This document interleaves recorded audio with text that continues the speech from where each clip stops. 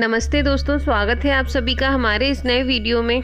इस वीडियो में हम जानेंगे संतान सप्तमी कब है, इसकी पूजा विधि, शुभ मुहूर्त, महत्व और कथा। भाद्रपद माह के शुक्ल पक्ष की सप्तमी तिथि को संतान सप्तमी के नाम से जाना जाता है। संतान प्राप्ति, बच्चों की तरक्की, कुशलता और लंबी उम्र के लिए संतान सप्तमी का व्रत बहुत महत्वपूर्ण माना जाता है। भविष्य पुराण में बताया गया है सप्तमी तिथि भगवान सूर्य को समर्पित है। ऐसे में संतान सप्तमी के दिन सूर्य देवता के साथ शंकर पार्वती जी की उपासना की जाती है। ये व्रत पुरुष और महिलाएं दोनों कर सकते हैं।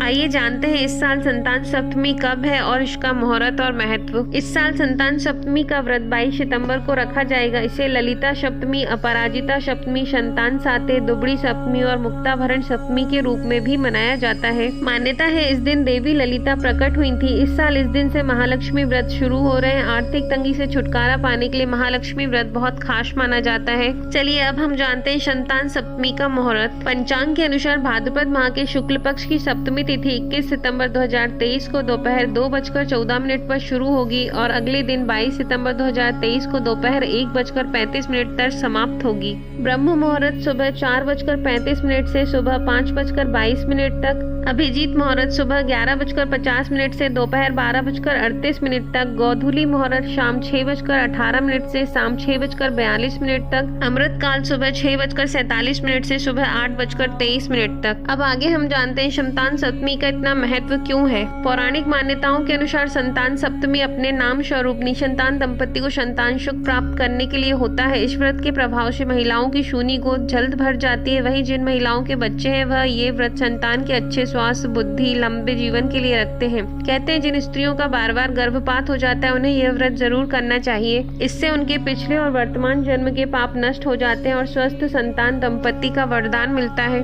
संतान सप्तमी पूजन सामग्री। शिवजी की परिवार प्रतिमा अवश्य होना चाहिए। इसके अलावा लकड़ी की चौकी, कलश, अक्षत, रोली, मोली, केले का पत्ता, श्वेत वस्त्र, फल फूल, आम का पल्लव, भोग लगाने के लिए साथ साथ पुआ या मीठी पुड़ी, कपूर, लौंग, सुपारी, सुहाग का सामान, चांदी का कड़ा या रेशम का धागा आवश्यक रूप से इसमें शामिल होना चाहिए। संतान सप्तमी व्रत की पूजा विधि। सबसे पहले ब्रह्म मुहूर्त में उठकर स्नान करके स्वच्छ कपड़े पहने। इसके बाद शिवजी और विष्णु जी की पूजा करें। उसके बाद संतान सप्तमी व्रत तथा पूजन का संकल्प ले निराहार रहते हुए शुद्धता से पूजन का सामान तैयार करें। इस पूजन में गुड़ से बने 7 पुआ, खीर, फिर गंगा जल से छिड़क कर पूजन स्थल को शुद्ध करें। इसके बाद लकड़ी की चौकी पर लाल वस्त्र बिछाएं जिस पर शिव परिवार की प्रतिमा या चित्र को स्थापित करें। इसके सामने कलश की स्थापना करें। कलश में जल, सुपारी, अक्षत, 1 रुपए का सिक्का डालकर उस पर आम का पल्लव लगाएं। उसके ऊपर एक प्लेट में चावल रखकर एक दीपक उसके ऊपर जला दें। फिर भगवान को चढ़ाने वाले आटे और गुड़ के साथ साथ पुए, जिसे महाप्रसाद कहते हैं, उन्हें केले के पत्ते में बांधकर वहां पर रख दें। इसके बाद फल फूल धूप दीप से विधिवत पूजन करते हुए पूजा की शुरुआत करें। यदि चांदी का नया कड़ा बनवाया है तो ठीक है, यदि पुराना उपयोग कर रहे हैं तो पहले चांदी के कड़े को शिव परिवार के सामने रखकर दूध व जल से शुद्ध करके टीका लगाकर भगवान का आशीर्वाद लें। इसके बाद चांदी के कड़े को अपने दाहिने हाथ में पहने। इसके बाद संतान सप्तमी व्रत कथा सुने। पूजन के साथ व्रत कथा सुनने के बाद पूजा के लिए बनाए गए 7 पुओं को भगवान को चढ़ाएं। उनमें से 7 पुए ब्राह्मण को दें। इसके बाद 7 पुए स्वयं प्रसाद के रूप में ग्रहण करें। इस भोग के साथ ही अपना व्रत तोड़ें। चलिए अब हम आगे सुनते हैं संतान सप्तमी व्रत कथा।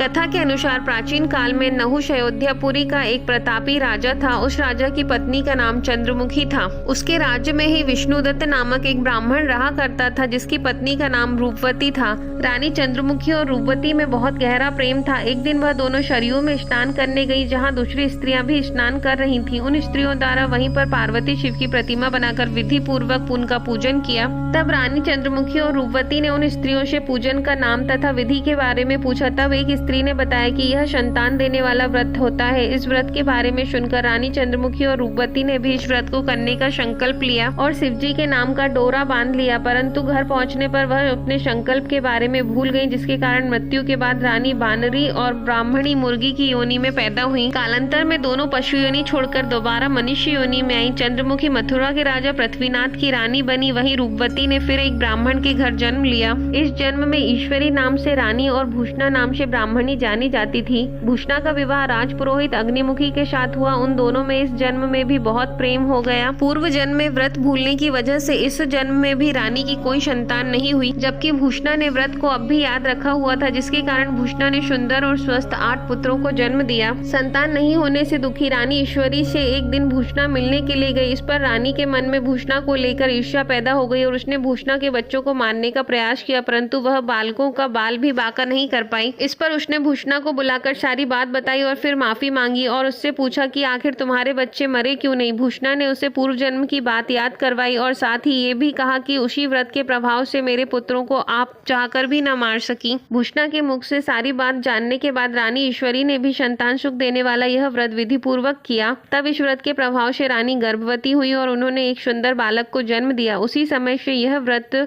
पुत्र प्राप्ति के साथ ही संतान की रक्षा के लिए माना जाने लगा। यह वीडियो अच्छा लगा हो तो चैनल को लाइक, शेयर और सब्सक्राइब करें। धन्यवाद।